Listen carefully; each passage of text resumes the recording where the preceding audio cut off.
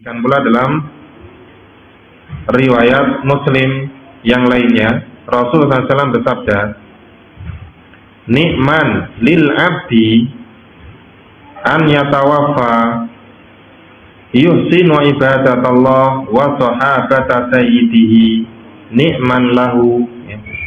Ini berbicara tentang budak, ya.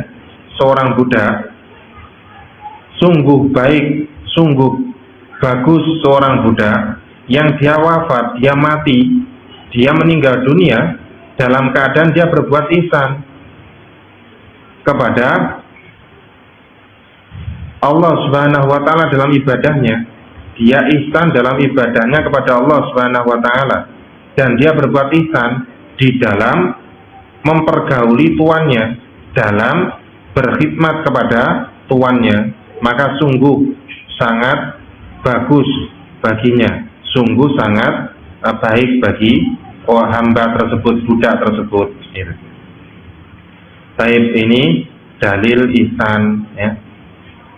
Qala aswal asitun wa mi'ah ma huwal ihsan fil ibadah, ya. Kemudian apakah ihsan di dalam ibadah itu, ya? Apa ihsanul ibadah itu? Qala jawab, fassarahu Nabi sallallahu alaihi wasallam fi hadisi su'ali Jibril lima qala lahu fa'akhbirni 'anil ihsan.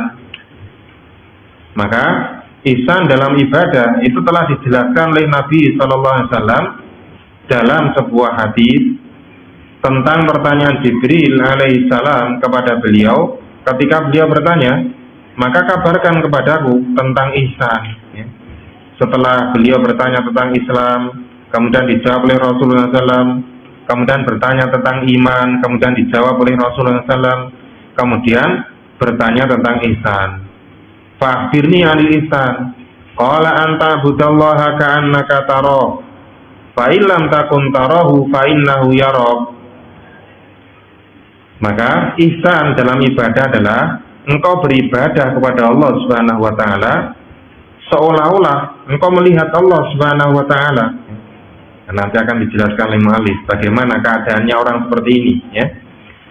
Kalau tidak mampu, ya, ini peringkat pertama, peringkat yang paling tinggi, seorang hamba beribadah kepada Allah Subhanahu wa taala seolah-olah melihat Allah Subhanahu wa taala.